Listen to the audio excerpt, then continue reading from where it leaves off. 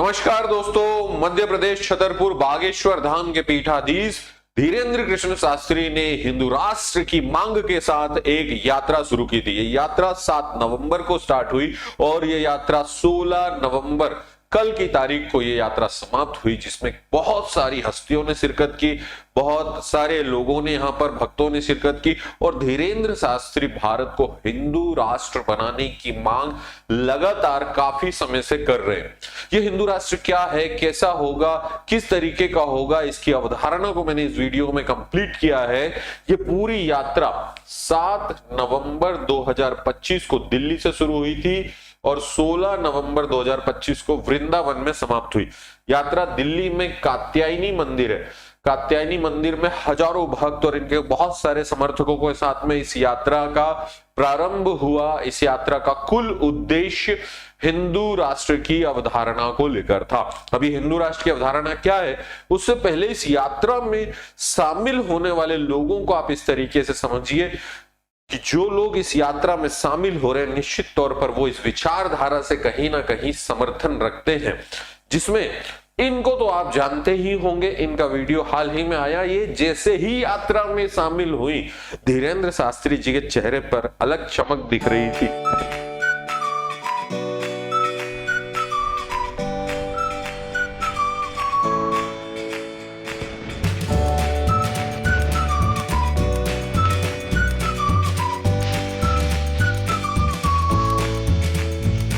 ये उनकी फोटो और काफी ज्यादा चर्चे में थी पिछले दिनों अपने एक लीक्ड वीडियो के माध्यम से। इसके अलावा इस यात्रा में शिखर धवन, जिनके ऊपर एक कार्रवाई की बात भी चल रही थी और उसके बाद वो यात्रा में शामिल हुए, जो भारतीय क्रिकेटर रहे हैं।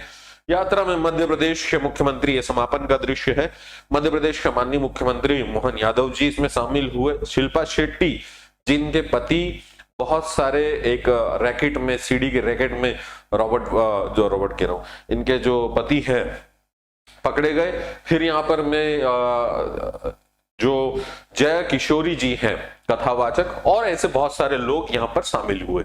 अब कुल टोटल बात यह है कि अगर आप देखें तो बागेश्वर महाराज ने 7 नवंबर को ही ये यात्रा क्यों शुरू की। 7 नवंबर 1966 वो तिथि थी जिस दिन यहां पर, अगर मैं बात करूं तो इसी दिन इसको वो बरसी बता रहे थे और इसी दिन श्रीमती इंदिरा गांधी की सरकार ने, PM Indira Gandhi ordered the police to open fire on a cow protection rally. गौ संरक्षण के लिए एक रैली निकाली जा रही थी, जिसमें इंदिरा गांधी जब तत्कालीन प्रधानमंत्री थी, उन्होंने उनको फायर मतलब गोली चलाने का आदेश दे दिया था। Led by Karpatri ji Maharaj in Delhi, resulting in the brutal killing of hundreds of Hindu saints and cow devotees. कि भाई गाय को वो माता मानते और उनकी अधिकार यात्रा में तो बहुत सारे लोग मारे गए थे, उसको लेकर के 7 नवंबर उसी को स्मरण करते हुए धीरेन्द्र शास्त्री ने इस यात्रा को निकाला।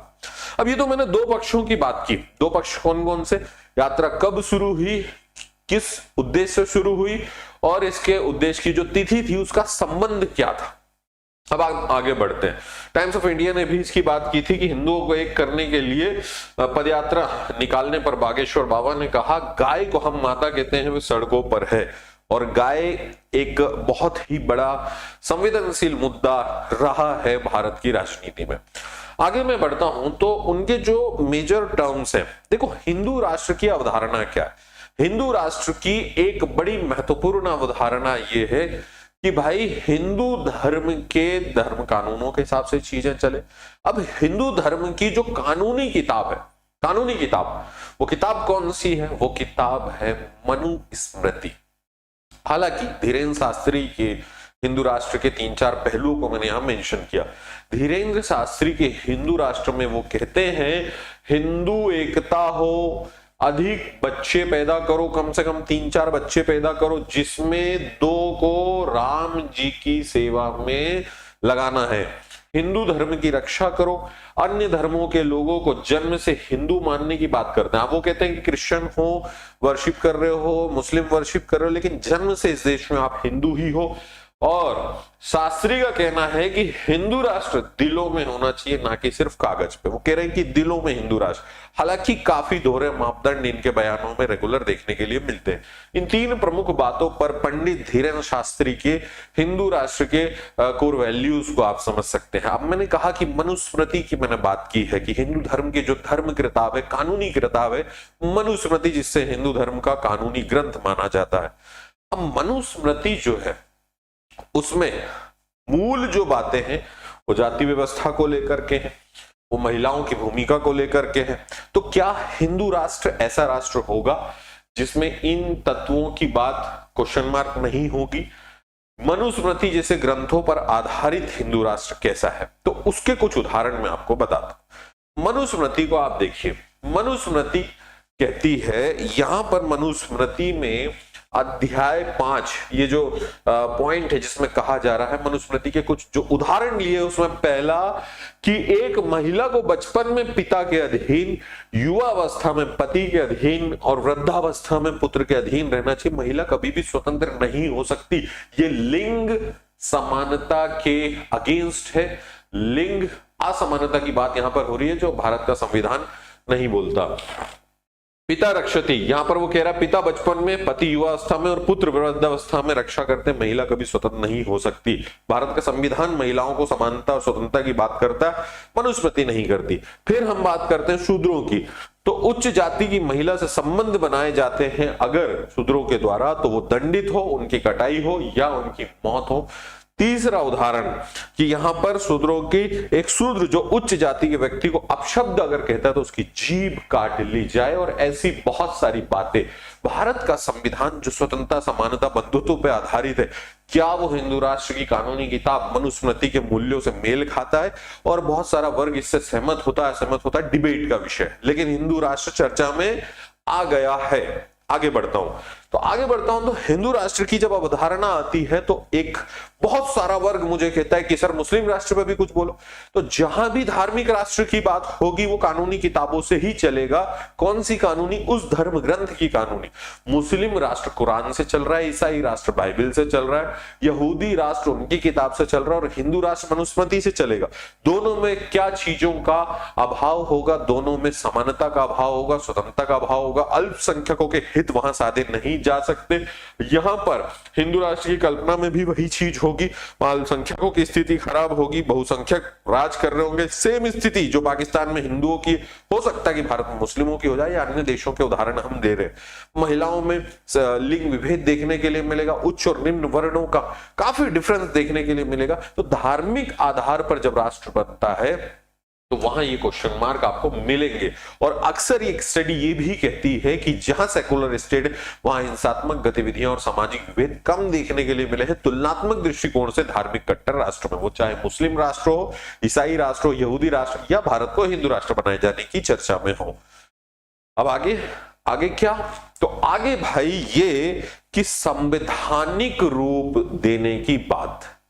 पंडित धीरेन्द्र कृष्ण शास्त्री जो कहते हैं कि भाई भारत में हम क्या इसको संवैधानिक स्थिति में लाएंगे, और संवैधानिक स्थिति से मतलब कि किसी भी व्यक्ति को कष्ट नहीं देना, किसी व्यक्ति को दुख नहीं देना, किसी व्यक्ति को लिंचिंग नहीं करना, किसी व्यक्ति को थोपना नहीं कि तुम हिंदू धर्म का, सनातन का सम्मान करो, सनातन को मानो, अपनी वर्शिप करते रहो, तुम अपनी नमाज पढ़ो, अपनी प्रेयर करो, अपनी प्रार्थना करो, जो भी करना करो, लेकिन हिंदू धर्म का पूर्ण वो करो। और भारत में हो तो आप हिंदू हो, सनातन हो।